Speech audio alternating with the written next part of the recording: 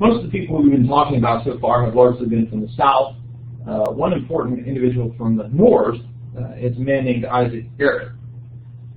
Barrett's family had come from Ireland. They had been Scotch Baptists. This was people that had been influenced. Do you know what year they had the first U.S.? 1906. Okay. The Scotch Baptists that Eric's family was from was people that had been influenced by John Glass and Robert Sandeman, who we talked about several weeks ago now. But the Scotch Baptists were different than the Glassites in that they practiced immersion. So a lot of things, it was kind of an independent movement like the Glassites were, but practiced immersion. And actually his father, Isaac's father, will write a tract that influences the thinking of Walter Scott, who we talked about towards the beginning. After Isaac's father's death, the family will move to Pittsburgh, and Isaac will become the minister of a small independent congregation they joined there. He will eventually preach for a church in Ohio that had been shaped by the Restoration movement through Walter Scott. So he's they've transitioned into the Restoration movement, but that connection with Scott is important there.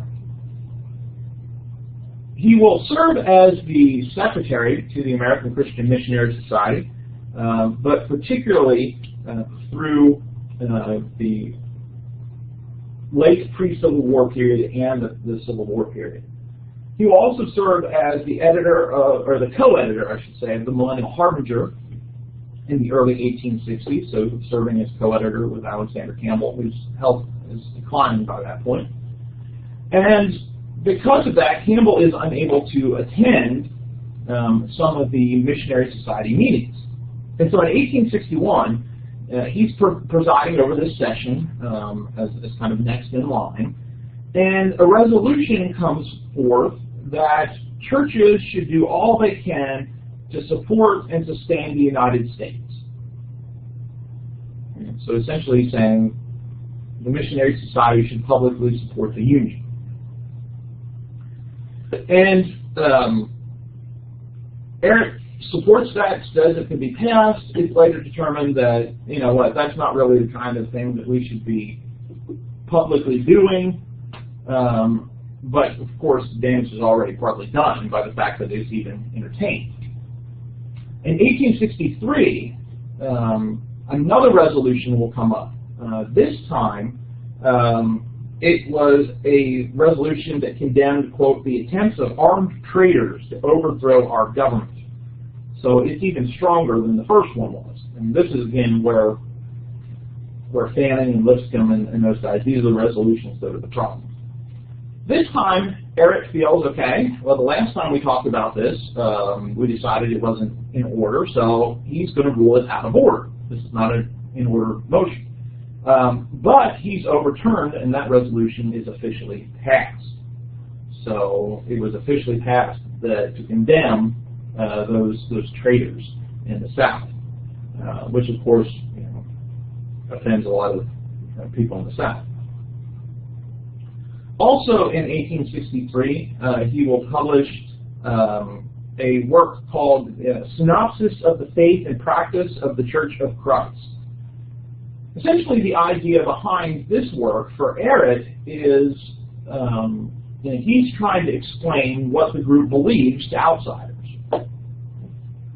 Southerners especially, but others as well, of his opponents, look at it as him trying to develop a creed. Right? What you're doing is trying to create a creed. So they have problems with him doing that. Also at the time, he receives a silver plaque for his door, like a door plate, that says, the Reverend Isaac Eric. Well, that's even worse.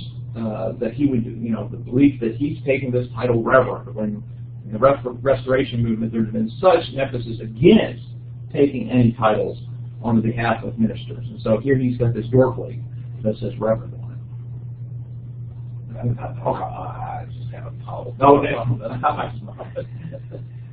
So this leads to tensions between Northern disciples and Southern Christians because of some of the things that Eric is doing.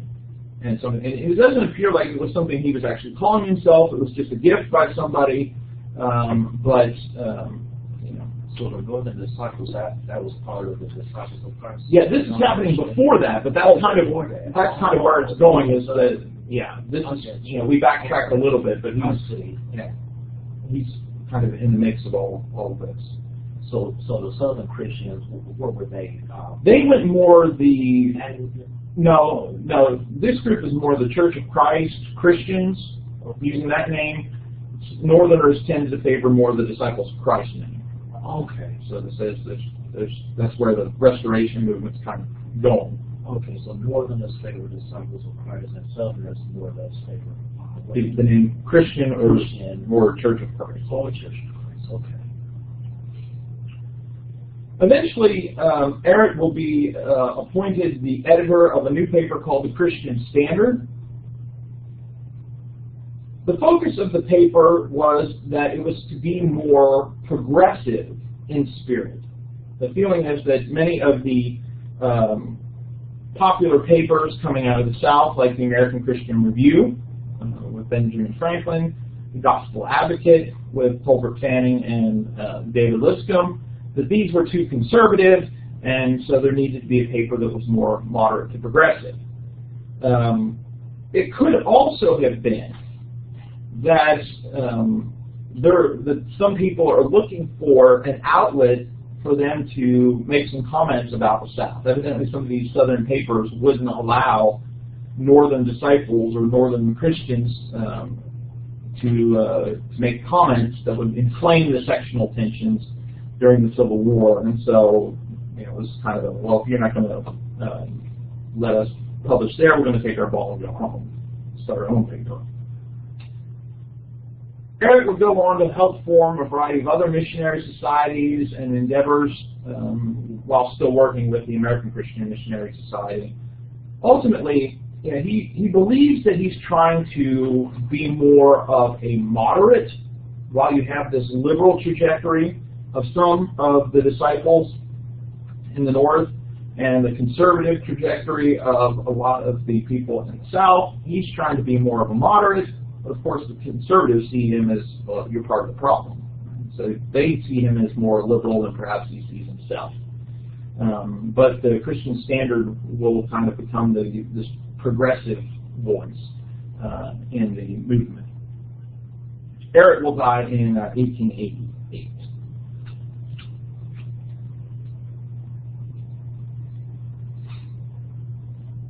So he was a moderate progressive. Yeah. Okay. So he's certainly the conservatives thought him as liberal, but he's probably more central, moderate than some of the others. People will talk more about next week. Back on the conservative end, the southern end, is a man named Moses Lord. He was born in 1818 in Tennessee. To a poor Scottish family that moved to Missouri when he's 11. His father is trying to find places to farm because he doesn't really have a lot of financial opportunities. Lard will eventually become a tailor, but he's interested in doing other things. Right? He's not just wanting to be a tailor. He will teach himself to read and write. Growing up, he did not have that opportunity, and even as a tailor, he was unable to read and write. So he teaches that himself. He was a tailor. Yeah, he was a tailor. Yeah. He begins reading, now that he's able to read, he begins reading Walter Scott's writings, becomes convinced by them, is baptized, and begins preaching. And he's still working as a tailor, but he also is preaching as well. Again, not a lot of financial support for preachers at the time, so he needed to do the tailor to support him and his family. He will eventually enroll at Bethany College, study with Alexander Campbell. At the time he goes to Bethany, he is married with 2 children, so not traditional college age, but he will graduate as valedictorian of his class. So at the top of his class, and will actually graduate in 3 years instead of 4. Evidently for older students like Lard, they had a lot more freedom of being able to go through their plan more quickly than some of the traditional students. He will preach throughout Missouri until the Civil War, when he will actually move to Kentucky and then to Canada. Lard was a pacifist, and the Missouri legislature had passed a resolution or passed a law that required ministers to take a loyalty oath to the Union. And Lard won't do that, and so he has to leave Missouri, and then eventually he leaves the country during the war. And he will eventually return after the war. Oh, so Missouri required that you Yeah. Yeah, largely because Missouri is one of those border states, and so there's heavy Union presence there, even though it's a slave state as well. So they're trying to keep it from joining the Confederacy, and so part of the reason people were required to take this oath. But they were required to have clergy. Mm-hmm. Oh, okay. He too will publish a paper called Lard's Quarterly. Publishes it for 5 years between 1863 and 1868. Quarterlies were unusual. Religious periodicals tended to either be monthly or perhaps weekly. They tended to be more popular than only coming out 4 times a year. But he felt that publishing a quarterly would allow greater attention to issues. Right? It could be larger. You could have more depth to it than what you would get in a weekly or maybe even a monthly paper. Was hoping as well that it would open up the opportunity for newer writers than some of the people that were continuing, the same people publishing in Gospel Advocate all the time, same people publishing in Millennial Harbinger all the time. So he wanted to include other writers, but he ends up writing most of the articles himself anyway. It included news and book reviews, biographies of some of the earlier leaders in the movement, and he too tended to be more relatively moderate. Due to the war, however, the number of subscribers to the quarterly declined, people not being able to afford it, and so it was discontinued after the 5th year. Lard would also then be called to participate in the development of College of the Bible. College of the Bible is now known as Lexington Theological Seminary, still present.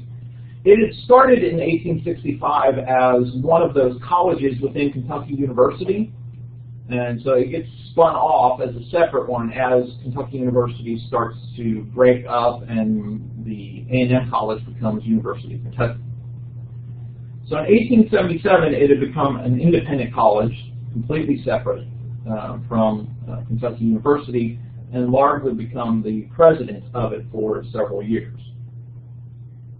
But he's also starting to see the things that are taking place in the movement, and so he's very concerned about the amount of division.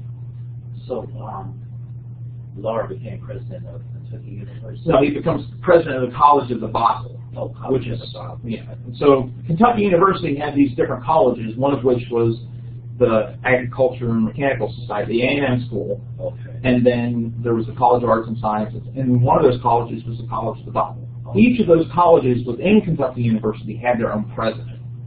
Okay. And then when the state starts having problems with this religious school being supported by the state, the College of the Bible spun off into its own separate entity. Okay, and Lexington Seminary School is today what the College of the Bible used to be. I see. So eventually they changed the name to Lexington Seminary. Okay, and you said that's still ongoing now. Mm-hmm. Okay. So he becomes concerned about church division, writes an article called Can We Divide in 1866. Of course, many Protestant denominations had divided among north-south lines in the years leading up to the Civil War. Because there isn't a strong hierarchy, there had not been an official split in the Restoration movement, but in many ways there was a de facto split happening and continuing even after the Civil War. He will also write a very popular commentary on Romans in 1875 that is republished several times in both America and in Great Britain before his death in Kentucky in 1880. We'll finish there. There's one other leader I want us to talk about, but we'll pick up with him on Tuesday. And then we'll also move into talking about some of the divisions that are taking place and what's bringing about division. Don't forget, 2 weeks from tomorrow is the next Restoration of the Ancient Order of Things essay, as well as the first critical review coming up on March 3rd of Alexander Campbell's Christian System. So both of that, the information for both of those is on Blackboard, but don't forget that those are coming up fairly soon.